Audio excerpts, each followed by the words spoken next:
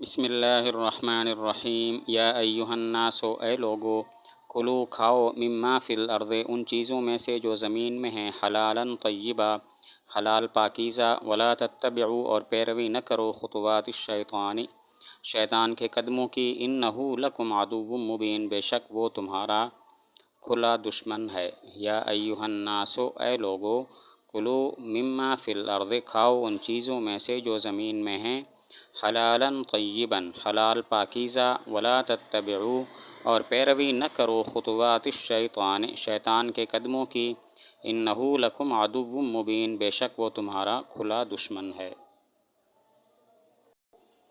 یا ایہا الناس کلوا مما فی الارض، شان نزول میں دو قول ہیں۔ ایک قول یہ ہے کہ کچھ عرب قبائل نے اپنے اوپر چند چیزیں حرام کر لیں تو اس پر یہ آیت نازل ہوئی۔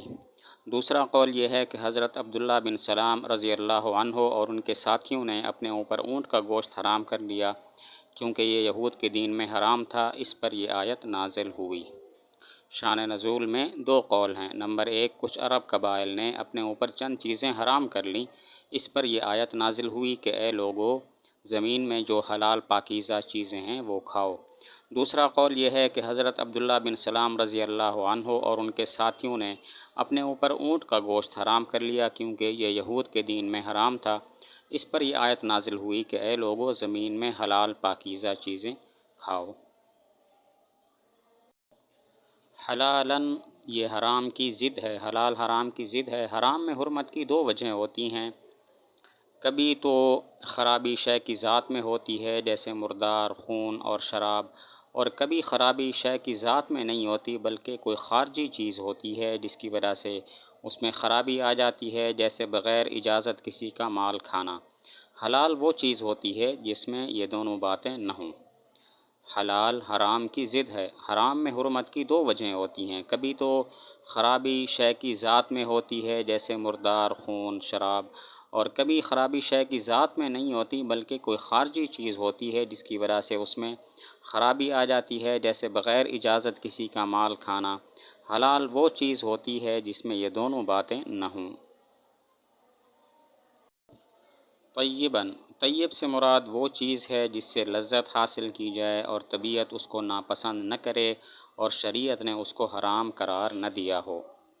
طیب سے مراد وہ چیز ہے جس سے لذت حاصل کی جائے، طبیعت اس کو ناپسند نہ کرے اور شریعت نے اس کو حرام قرار نہ دیا ہو۔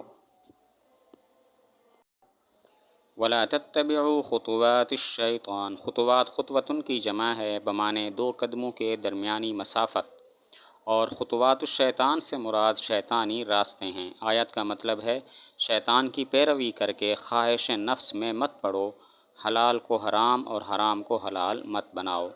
وَلَا تَتَّبِعُوا خُطُوَاتِ الشَّيْطَانِ، خطوات خطوۃً کی جمع ہے بمعنی دو قدموں کی درمیانی مسافت۔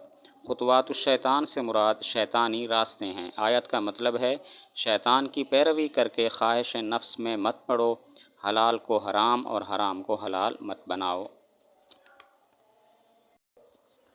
انہ لکم عدو مبین، مبین ابانا سے ہے بمعنی ظاہر ہونا یا ظاہر کرنا۔ باقی آیت کا کیا مطلب ہے، اس میں دو احتمال ہیں۔ نمبر ایک، شیطان ایسے کام کرتا ہے جس سے دشمنی ظاہر ہوتی ہے، چنانچہ حضرت آدم علیہ السلام کو جنت سے نکلوایا، ان کو سجدہ کرنے سے انکار کیا، قسم کھائی کہ میں ان کی اولاد کو بہکاؤں گا۔ نمبر دو، اس کی دشمنی ظاہر ہے۔ مبین ابانا سے ہے بمعنی ظاہر ہونا یا ظاہر کرنا۔ باقی آیت کا کیا مطلب ہے، اس میں دو احتمال ہیں۔ نمبر ایک، شیطان ایسے کام کرتا ہے جس سے دشمنی ظاہر ہوتی ہے، چنانچہ حضرت آدم علیہ السلام کو جنت سے نکلوایا، ان کو سجدہ کرنے سے انکار کیا اور قسم کھائی کہ میں ان کی اولاد کو بہکاؤں گا، تو ان تمام باتوں سے اس کی دشمنی ظاہر ہوتی ہے۔ نمبر دو، اس کی دشمنی ظاہر ہے۔ یہاں پر ایک سوال ہوتا ہے کہ دوسری جگہ ارشاد ہے اولیاءہم الطاغوت، تو اس سے تو معلوم ہوتا ہے کہ شیطان دوست ہے، دشمن نہیں۔ اولیاء کا مطلب دوست۔ سوال ہوتا ہے دوسری جگہ ارشاد ہے اولیاءہم الطاغوت، ان کے دوست طاغوت یعنی شیطان ہیں، تو اس سے تو معلوم ہوتا ہے کہ شیطان دوست ہے، دشمن نہیں، جبکہ یہاں پر فرمایا وہ تمہارا دشمن ہے، انہ لکم عدو مبین۔ جواب، مطلب ہے کہ اس کی دشمنی اہل بصیرت کے ہاں ظاہر ہے، ہر کوئی نہیں سمجھتا، بظاہر یہ دوستی جتلاتا ہے۔ جواب یہ ہے کہ اس کا مطلب یہ ہے اس کی دشمنی اہل بصیرت کے ہاں ظاہر ہے، ہر کوئی نہیں سمجھتا کہ یہ دشمن ہے، بظاہر یہ دوستی جتلاتا ہے۔ انما نہیں ہے سوائے اس کے یأمرکم وہ تمہیں حکم دیتا ہے بالسوء والفحشاء برائی کا اور بے حیائی کا، وَأَن تَقُولُوا اور یہ کہ تم کہو علی اللہ اللہ تعالیٰ پر ما لا تعلمون وہ بات جو تم نہیں جانتے۔ انما نہیں ہے سوائے اس کے یأمرکم وہ تمہیں حکم دیتا ہے بالسوء والفحشاء برائی کا اور بے حیائی کا، وَأَن تَقُولُوا اور یہ کہ تم کہو علی اللہ اللہ تعالیٰ پر وہ بات ما لا تعلمون جو تم نہیں جانتے۔ انما یأمرکم شیطان تمہیں یہ حکم دیتا ہے کہ تم برائی اور بے حیائی والے کام کرو۔ انما یأمرکم شیطان تمہیں حکم دیتا ہے کہ تم برائی اور بے حیائی والے کام کرو۔ سوال یہاں پر یہ ہوتا ہے، حکم تو وہ دیتا ہے جسے غلبہ حاصل ہو، شیطان کو کوئی غلبہ حاصل نہیں ہے، تو پھر کیسے فرمایا یأمرکم وہ تمہیں حکم دیتا ہے؟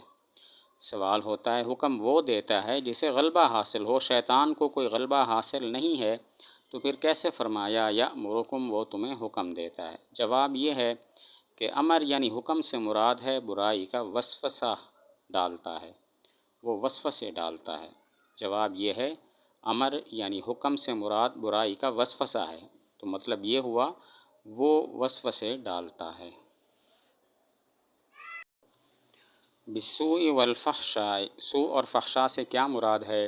اس میں مفسرین کے چند قول ہیں۔ نمبر 1 دونوں سے مراد گناہ ہے۔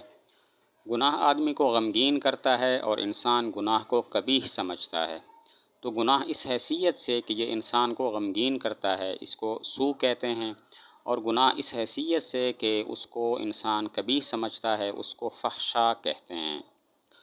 سوء اور فحشاء سے کیا مراد ہے؟ مفسرین کے چند قول ہیں۔ پہلا قول یہ ہے کہ دونوں سے مراد گناہ ہے۔ گناہ آدمی کو غمگین کرتا ہے اور انسان اس کو قبیح سمجھتا ہے، تو گناہ اس حیثیت سے کہ یہ انسان کو غمگین کرتا ہے اس کو سوء کہتے ہیں، اور گناہ اس حیثیت سے کہ اس کو انسان قبیح برا سمجھتا ہے اس کو فحشاء کہتے ہیں۔ دوسرا قول یہ ہے کہ سوء سے مراد مطلق گناہ اور فحشاء سے مراد کبیرہ گناہ ہے۔ تیسرا قول یہ ہے کہ سوء سے مراد وہ گناہ ہے جن میں حد نہیں، اور فحشاء سے مراد وہ گناہ ہیں جن میں حد جاری ہوتی ہے۔ تو دوسرا قول یہ ہے کہ سوء سے مراد مطلق گناہ اور فحشاء سے مراد کبیرہ گناہ ہے۔ اور نمبر 3 سوء سے مراد وہ گناہ ہیں جن میں حد نہیں، اور فحشاء سے مراد وہ گناہ ہیں جن میں حد جاری ہوتی ہے۔